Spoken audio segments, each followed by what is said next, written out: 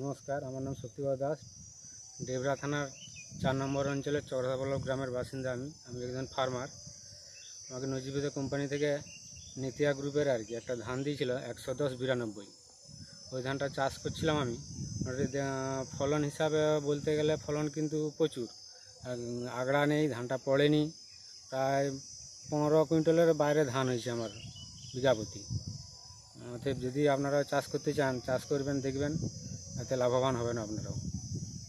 আচ্ছা, ধানটায় রোগ প্রতিরোধ আর রোগ প্রতিরোধ বলতে এটা আগড়াও তো নয়, আর রোগ প্রতিরোধ ক্ষমতা প্রচুর। কেননা আমার পাশে আরও ধান ছিল, দেখলাম তার চেয়ে রোগ জ্বালাটা কিন্তু নেই ভালো।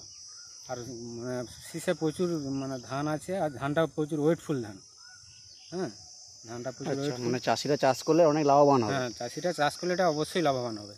আচ্ছা, আর আপনার যে ধানটা, যেহেতু এটা বোরো ধানে চাষ করা হয়েছে, তা ঝড়ের একটা ব্যাপার থেকে থাকে, তো ঝড় হলে, বাট আমরা তো এখানে ঝড় হয়েছে না, আমার এখানে ঝড় হয়েছে। পাশে আমার আরও 2 রকমের ধান ছিল পাশাপাশি, কিন্তু সেগুলো কি বলে পড়ে গেল, কিন্তু ওই ধানটা কিন্তু পড়েনি। আচ্ছা, মোটামুটি ঝড় হলেও পড়ছে না চট করে গাছটা, স্ট্রেংথ, গাছটা অনেকটা স্ট্রেংথ। হ্যাঁ হ্যাঁ। আচ্ছা, আগামী দিনে চাষিদেরকে আপনি কিছু বার্তা দিতে চান এতে? না, ধানটা তো আমি তো বলছি, ধানটার ফলন ভালো, যে কোনো চাষি করলে এটা লাভবান হবে। না, বলতে চাচ্ছেন এটাই চাষিরা চাষ করে অবশ্যই লাভবান হবে। ঠিক আছে, ধন্যবাদ অসংখ্য, থ্যাংক ইউ।